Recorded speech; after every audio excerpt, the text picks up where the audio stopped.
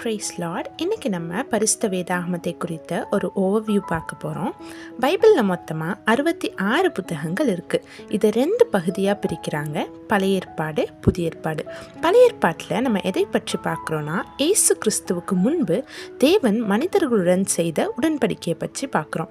புதிய ஏற்பாட்டில் நம்ம எதை பற்றி பார்க்குறோன்னா, இயேசு கிறிஸ்துவின் மூலம் தேவன் மனிதர்களுடன் செய்த நித்திய உடன்படிக்கையை குறித்து பார்க்குறோம். பழைய ஏற்பாட்டில் மொத்தமாக 39 புத்தகங்கள் இருக்குது. புதிய ஏற்பாட்டில் 27 புத்தகங்கள் இருக்குது. இப்போ நம்ம முதலாவது பழைய ஏற்பாட்டில் இருக்க புத்தகங்களை குறித்து பார்க்கலாம். முதல் 5 புத்தகங்கள், அதாவது ஆதியாகமம் முதல் உபாகமம் வரைக்கும் இருக்கிற இந்த 5 புத்தகங்களையும் புக் ஆஃப் லா, அதாவது சட்டம், இந்த 5 புத்தகங்களையும் பென்டாடூக்னு சொல்லுவாங்க. யூதர்கள் இதை தோரான்னு சொல்லுவாங்க.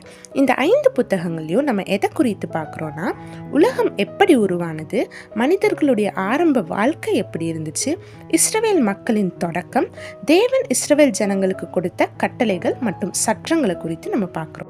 அடுத்து யோசுவாலிருந்து எஸ்தர் வரைக்கும் இருக்க புத்தகங்களை புக் ஆஃப் ஹிஸ்ட்ரி, அதாவது வரலாற்று புத்தகங்கள்னு சொல்லுவாங்க. இதில் நம்ம எதை குறித்து பார்க்குறோன்னா, இஸ்ரவேல் மக்கள் வாழ்ந்த வரலாறு, ராஜாக்கள், அவர்களிடையே நடந்த யுத்தம், அவர்கள் தேவனுடைய வார்த்தைக்கு செவி கொடுத்தது, செவி கொடாமல் போனது, இதை பற்றி நம்ம பார்க்குறோம். அடுத்து யோபிலிருந்து உன்னத பாட்டு வரைக்கும் இருக்க புத்தகங்களை book of poetry and wisdom, அதாவது கவிதை மற்றும் ஞான புத்தகங்கள் அப்படின்னு சொல்கிறாங்க. இதில் நம்ம எதை குறித்து பார்க்குறோன்னா, பாடல்கள், ஜபங்கள், வாழ்க்கைக்கான நல்ல அறிவுரைகள், மனிதர்களின் உணர்ச்சி, இதை குறித்தெல்லாம் நம்ம பார்க்குறோம். இதுக்கு அடுத்து இருக்கிற புத்தகங்கள் எல்லாமே தீர்க்க தரிசன புத்தகங்கள். இதை 2 பகுதியாக பிரிக்கிறாங்க, major prophet and minor prophet. ஏசியாவிலிருந்து தானியல் வரைக்கும் இருக்க புத்தகங்கள் மேஜர் ப்ராஃபிட், ஓசியாவிலிருந்து மல்கியா வரைக்கும் இருக்கிற புத்தகங்கள் மைனர் ப்ராஃபிட். இதில் நம்ம எதை குறித்து பார்க்குறோன்னா, மக்கள் தவறு செய்யும்போது தேவன் அவர்களை எப்படி எச்சரிக்கிறார், மனம் திரும்ப சொல்கிறது, அதுக்கு மட்டும் இல்லாமல் எதிர்கால நம்பிக்கையை குறித்தும் இந்த புத்தகங்களை நம்ம பார்க்குறோம்.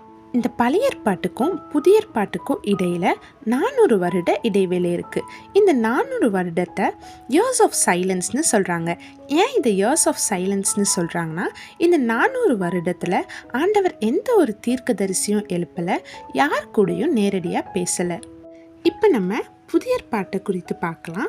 முதல் 4 புத்தகங்கள், அதாவது மத்தேயுவிலிருந்து யோவான் வரைக்கும் இருக்க புத்தகங்களை புக் ஆஃப் காஸ்பிள்ஸ், அதாவது சுவிசேஷ புத்தகங்கள் அப்படின்னு சொல்கிறாங்க.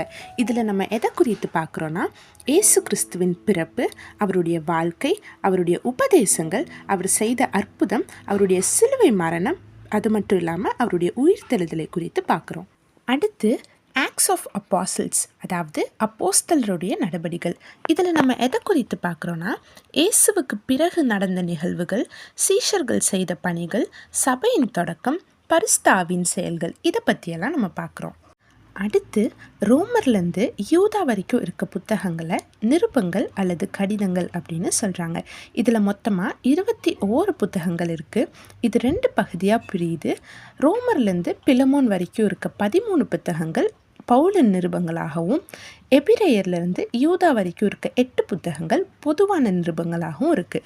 இதில் நம்ம எதை குறித்து பார்க்குறோன்னா, கிறிஸ்துவ வாழ்க்கை எப்படி இருக்க வேண்டும், நம்பிக்கை, அன்பு, சபைக்கான ஆலோசனைகளை குறித்து பார்க்குறோம்.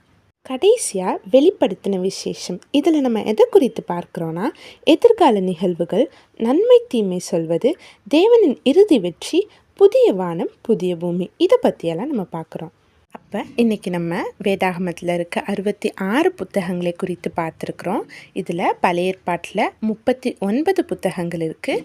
அதில் மொத்தமாக 929 அதிகாரங்களும் 23,145 வசனங்களும் இருக்குது. அதே போல் புதிய ஏற்பாட்டில் 27 புத்தகங்களும் 260 அதிகாரங்களும் 7,957 வசனங்களும் இருக்குது. ஓகே, நெக்ஸ்ட் வீடியோவில் நம்ம பார்க்கலாம். God bless you all. Thank you.